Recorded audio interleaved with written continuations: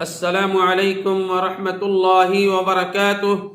الحمد للہ رب العالمین والصلاة والسلام علی اشرف الانبیاء والمرسلین نبینا محمد صلی اللہ علیہ وسلم۔ محترم سامعین و ناظرین اکرام اور اسلامی بھائیوں، آج انشاءاللہ ہم آپ کو اس ویڈیو کے اندر بتلائیں گے نماز با جماعت کا حکم کیا ہے۔ جو لوگ جا کر کے مسجد کے اندر جماعت کے ساتھ نماز پڑھتے ہیں اس کا کیا حکم ہے اور کتنا اجر و ثواب ہے۔ کسی مسلمان کے لیے یہ جائز نہیں ہے کہ وہ نماز جیسے عظیم الشان اور اہم ترین فریضہ کی ادائیگی میں کوتاہی اور سستی اور کاہلی کرے۔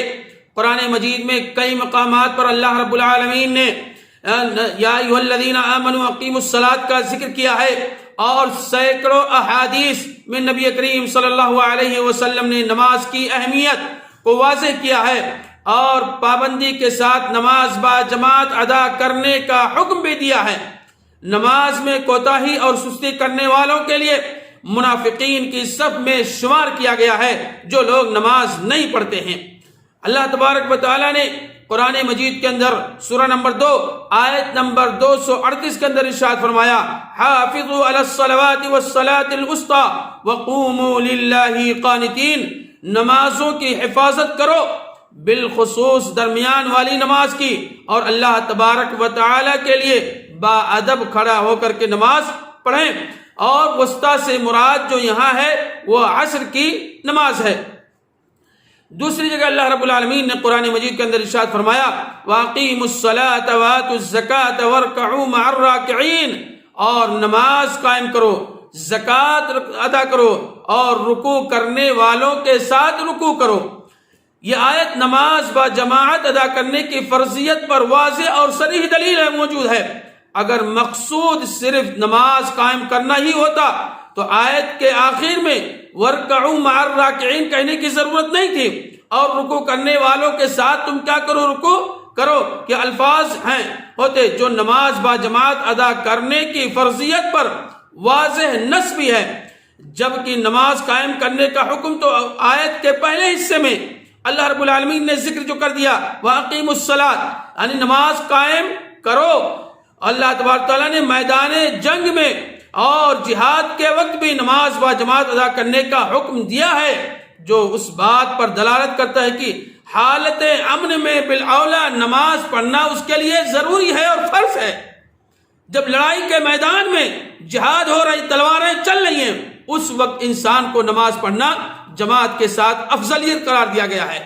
اور اسی طریقے سے اللہ تبارک تعالیٰ نے قرآن مجید کے اندر سورہ نساء آیت نمبر 102 کے اندر ارشاد فرمایا، وَإِذَا كُنْتَ فِيهِمْ فَأَقَمْتَ لَهُمُ الصَّلَاةَ فَلْتَقُمْ طَائِفَةٌ مِّنْهُمْ مَعَكَ وَلْيَأْخُذُوا أَسْلِحَتَهُمْ فَإِذَا سَجَدُوا فَلْيَكُونُوا، جب تم ان میں ہو اور ان کے لیے نماز کھڑی کرو، چاہے ان کی ایک جماعت تمہارے ساتھ اپنے ہتھیار لیے کھڑی رہے، اور جب یہ سجدہ کر چکے تو وہ ہٹ کر تمہارے پیچھے آ جائیں، اور دوسری جماعت جس نے نماز نہیں پڑھی ہے وہ تمہارے ساتھ نماز ادا کریں اور اپنا بچاؤ اور اپنا ہتھیار رکھیں۔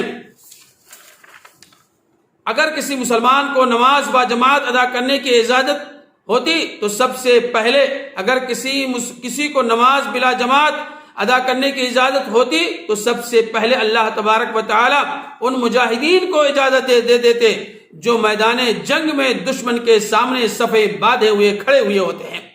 اور حضرت ابو ہریرہ فرماتے ہیں، پیارے نبی صلی اللہ علیہ وسلم نے فرمایا، میرا ارادہ ہے کہ نماز کھڑی کر دی جائے اور پھر میں کسی شخص کو نماز پڑھانے کا حکم دوں اور اپنے ساتھ چند لوگوں کو لے جاؤں جو لوگ نماز پڑھنے نہیں آتے ہیں، جو اپنے گھروں میں اندر بیٹھے رہتے ہیں، میں ان کے گھروں کو آگ لگا دوں، جو لوگ نماز پڑھنے جماعت کے ساتھ مسجد کے اندر نہیں آتے۔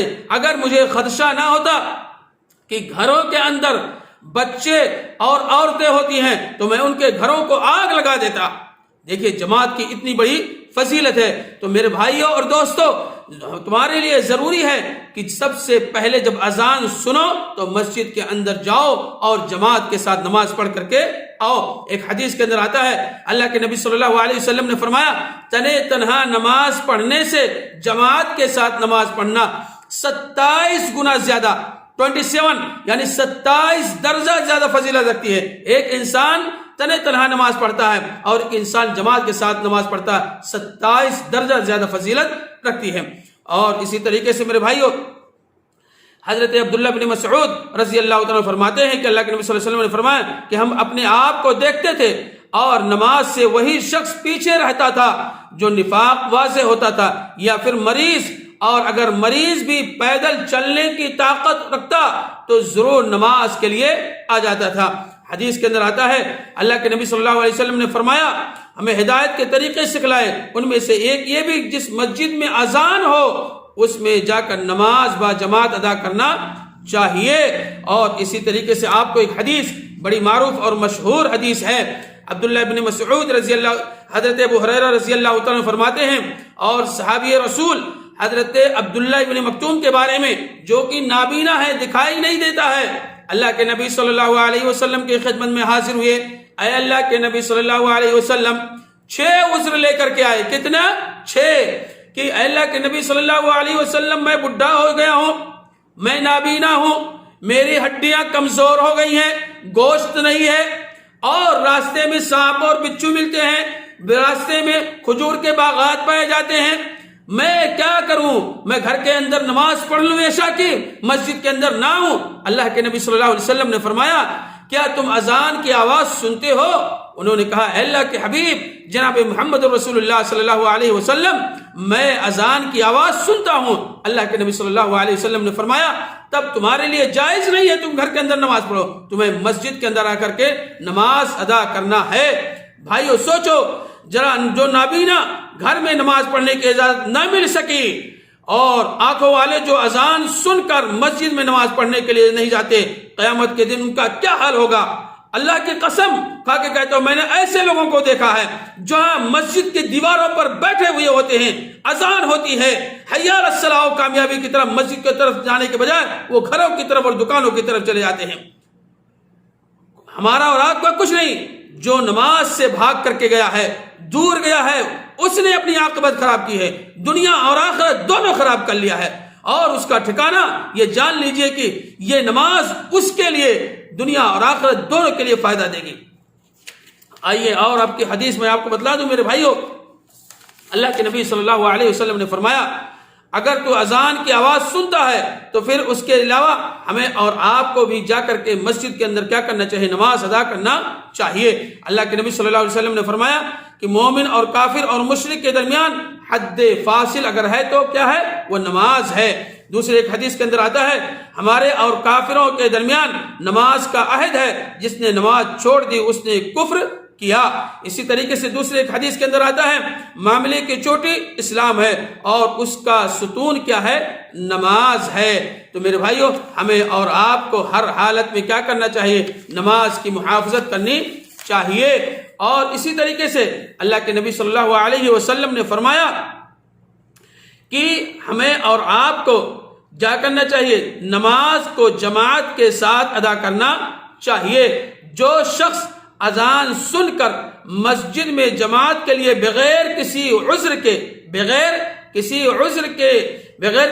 عذر کے نہ پہنچے اور گھر میں نماز پڑھ لے تو رسول اللہ صلی اللہ علیہ وسلم نے فرمایا ہے اس سے نماز قبول نہیں ہوتی، یعنی اس کی نماز قابل قبول نہیں ہے۔ بہرحال ہمیں اور آپ کو یہ چاہیے کہ جماعت کے ساتھ نماز کو محافظت کریں۔ نماز با جماعت ادا کرنے میں بہت ساری مصلحتیں اور اس کے بہت سارے فوائد موجود ہیں جو ہم سے اور آپ سے مخفی نہیں ہیں۔ انسان مسجد کے اندر جاتا ہے، جماعت کے ساتھ نماز پڑھتا ہے تو سب سے پہلے نیکی اور تقوی، دوسرے ایک دوسرے کا ساتھ تعاون بھی ہوتا ہے، ایک دوسرے سے ملاقات ہو جاتی ہے، ایک دوسرے کی خیریت معلوم ہو جاتا ہے، اور ایک دوسرے کی غم اور مصیبت کے انسان پریشان جو رہتا ہے اس کے اندر وہ شریک بھی ہو سکتا ہے، یہ ساری چیزیں اسے خبر ہو جاتی ہیں۔ اسی طریقے سے جاہل کو تعلیم بھی مل جاتی ہے اور شعائر اللہ کا اظہار ہوتا ہے۔ یہ بہت ساری چیزیں تھیں میرے بھائیوں نماز کے جماعت کے ساتھ پڑھنے کا۔ ہم اور آپ اگر نماز جماعت کے ساتھ پڑھتے ہیں تو وہ 27 گنا زیادہ فضیلت رکھتی ہے۔ اللہ رب العالمین سے دعا ہے الہ العالمین ہم تمام مسلمان بھائیوں کو جماعت کے ساتھ مسجد کے اندر نماز پڑھنے کی توفیق عطا فرما، آمین یا رب العالمین۔ السلام علیکم ورحمۃ اللہ وبرکاتہ۔